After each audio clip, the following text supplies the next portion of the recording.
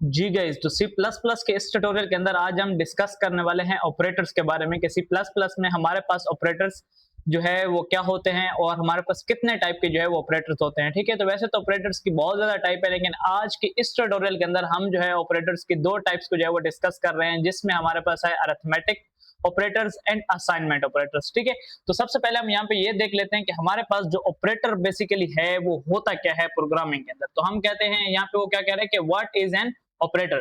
तो यहाँ पे वो कहता है कि an operator performs an operation on one और मोर वैल्यूज। यहाँ पे वो कहता है कि जो हमारे पास ऑपरेटर होता है बेसिकली वो ऑपरेशंस परफॉर्म करता है।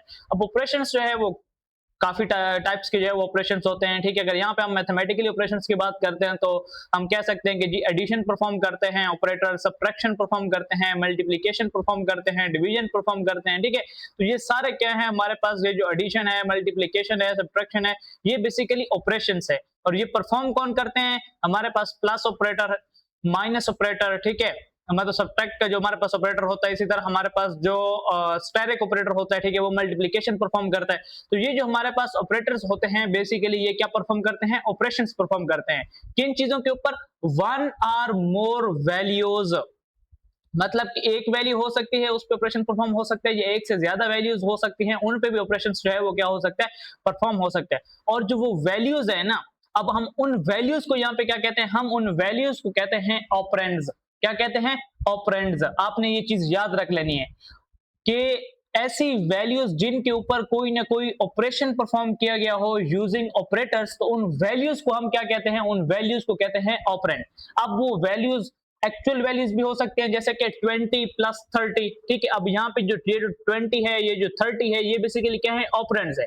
अब यहाँ पे a प्लस बी भी हो सकता था। अब a के अंदर 20 होता और b के अंदर 30 होता। यहाँ पे जो वेरिएबल्स हैं इनको भी आप ऑपरेंड्स कह सकते हैं। ठीक है, आप एक्चुअल वैल्यूज हो चाहे वेरिएबल्स हो, आप उनको क्या कह सकते हैं? ऑपरेंड्स कह सकते हैं। तो यहाँ पे वो कहता है कि C++ has several categories of operators. We will cover arithmetic and assignment operator in this tutorial. ठीक है, ये तो मैंने आपको स्टार्ट में बता दिया। अब जो हमारे पास अरिथमेटिक ऑपरेटर्स हैं वो बेसिकली कौन कौन से हैं? प्लस है, माइनस है। यहाँ पे ये जो स्टेरिक है ना बेसिकली ये रिप्रेजेंट करता है मल्टीप्लिकेशन को। ठीक है, तो यहाँ पे ये जो हमारे पास फॉरवर्ड स्लैश है ये रिप्रेजेंट करती है किसको? डिवीजन को। एंड यहाँ पे हमारे पास जो परसेंटेज वाला सिंबल है इसको हम कहते हैं मॉडुलस ऑपरेटर। ठीक है, और यहाँ पे जो है ये चीज रिप्रेजेंट कर रहा है रिमाइंडर्स को। जब हम डिवीजन करते हैं और पीछे जो रिमाइंडर बच जाता है यहाँ पे ये उसको जो है वो रिप्रेजेंट करता है।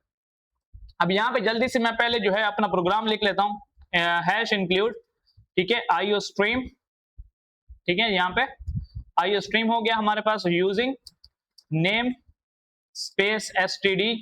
ठीक है, उसके बाद यहाँ पे हमारे पास क्या होगा? इंट होगा, मेन होगा,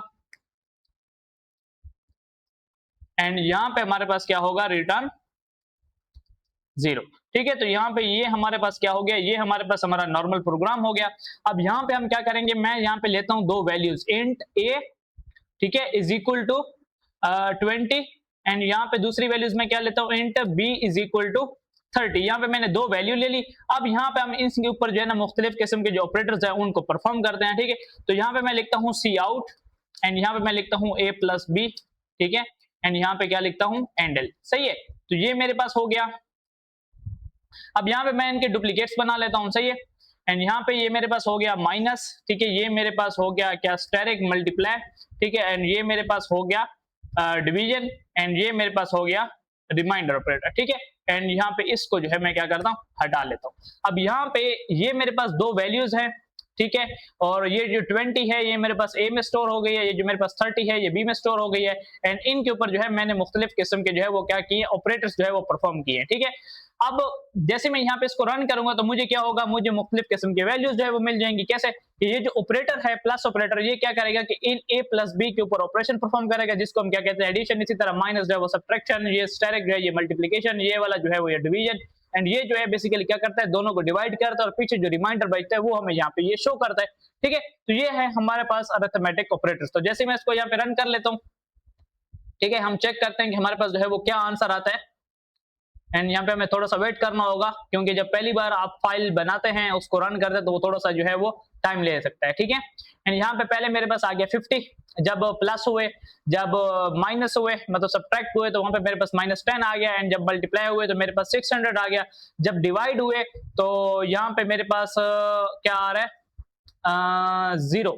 यहाँ पे मेरे पास 0 क्यों आ रहा है, ठीक है। मैं इन तीनों को जो है वो कमेंट आउट करता हूँ। And a divided by b, हाँ बिल्कुल ये 0 हो सकता है, क्यों, क्योंकि जो है हमारे पास जो बी है बेसिकली वो बड़ा है और ए हमारे पास छोटा है, तो मैं यहाँ पे बी डिवाइडेड बाई ए लिखता हूँ, ताकि हमारे पास जो ऑपरेशन है वो सही से परफॉर्म हो।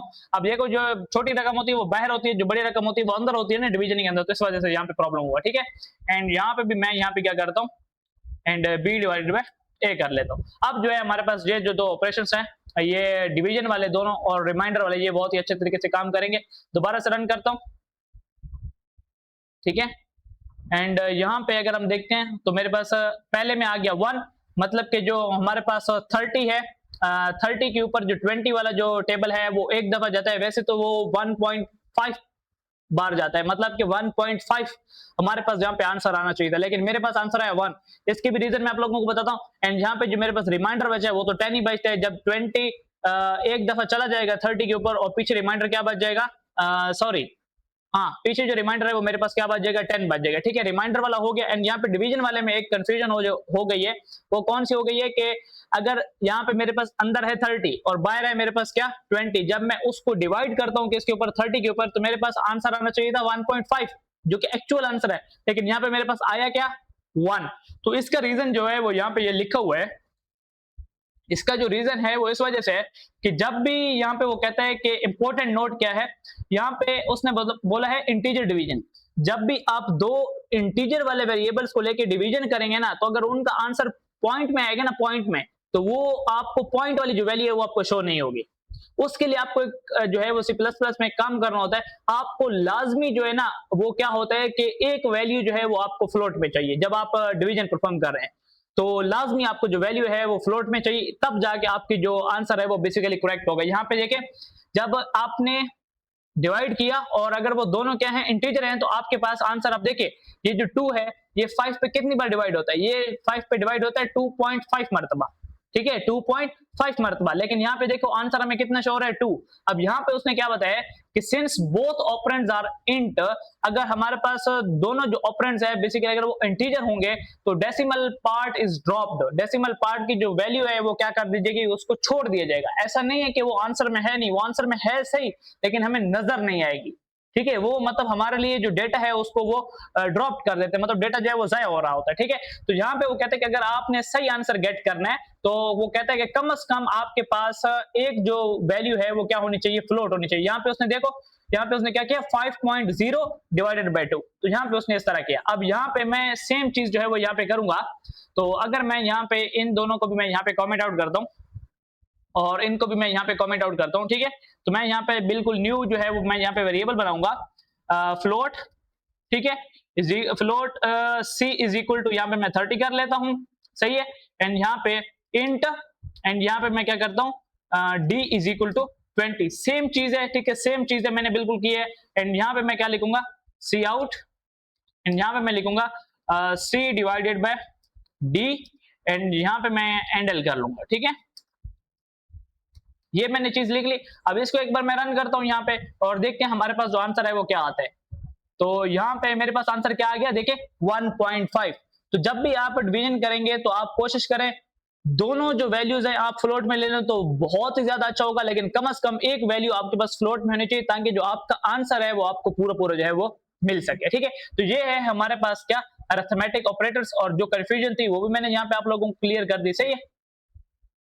नेक्स्ट हम देखते हैं कि हमारे पास जो है वो बेसिकली क्या है, नेक्स्ट है हमारे पास असाइनमेंट ऑपरेटर्स। तो असाइनमेंट ऑपरेटर्स बहुत ही ज्यादा जो है वो सिंपल ऑपरेटर्स हैं। यहाँ पे अगर हम प्रोग्रामिंग की बात करते हैं तो बहुत ज्यादा सिंपल है।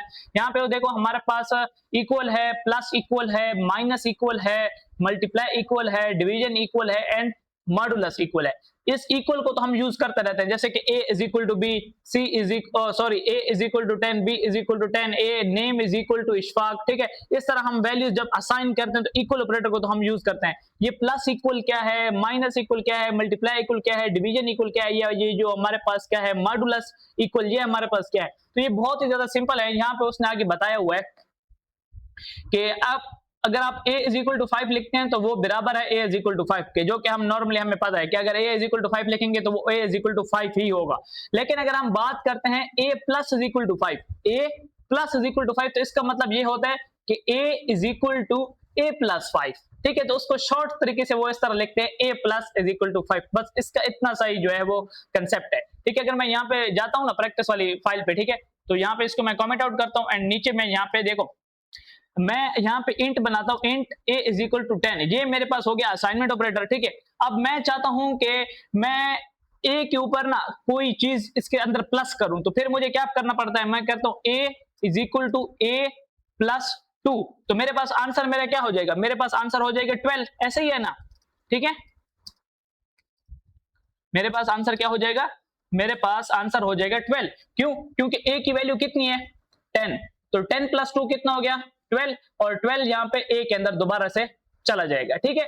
अब यहाँ पे देखो, अब ये जो चीज मैं लिख रहा हूं इसको आसान बनाने के लिए जो है वो असाइनमेंट ऑपरेटर में कैसे लिखा जाता है, a प्लस इक्वल टू 2, मतलब के a के अंदर 2 पहले प्लस हो जाएगा। अब यहाँ पे देखें ना प्लस पहले लिखा हुआ है, प्लस पहले लिखा हुआ है, तो ये जो 2 है पहले प्लस होता है a के साथ एंड फिर इक्वल हो जाता है, मतलब कि जो नई वैल्यू आती है वो फिर a के अंदर ही चली जाती है। तो ये बस शॉर्ट तरीका लिखने का, बाकी इसके अंदर कुछ भी नहीं है, क्या है, शॉर्ट तरीका है यहाँ पे लिखने का इस चीज को, तो इसी को हम कहते हैं असाइनमेंट ऑपरेटर। इसी तरह जैसे मैंने यहाँ पे a is equal to a plus 2 लिखा है, आप लिख सकते हैं a is equal to a minus 2, तो उसके लिए अगर यहाँ पे मैं बात करता हूँ ना, अगर मैं ये कहता हूं कि यहाँ पे माइनस हो, तो बस यहाँ पे अगर आप असाइनमेंट ऑपरेटर यूज करेंगे तो फिर यहाँ पे a minus is equal to 2, आप इस तरह शॉर्ट तरीका लिख सकते हैं, सही है। मेरे कहने का मतलब ये है कि अगर मैं यहाँ पे मल्टीप्लाई लिखूंगा तो मैं कैसे लिखूंगा, a asterisk is equal to 2, तो ये बेसिकली सेम चीज है जो कि इसके बराबर है,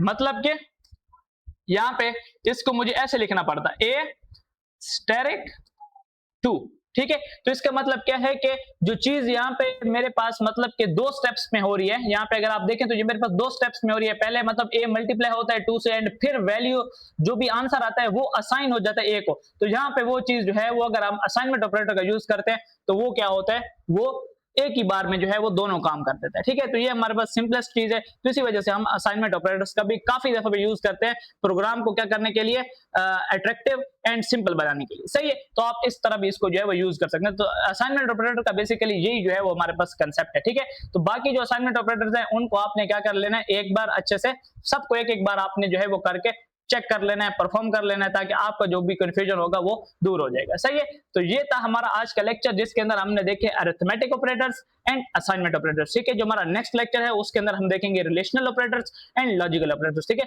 तो आज के लेक्चर में इतना ही, अपना बहुत बहुत ज्यादा ख्याल रखिएगा, अल्लाह हाफिज।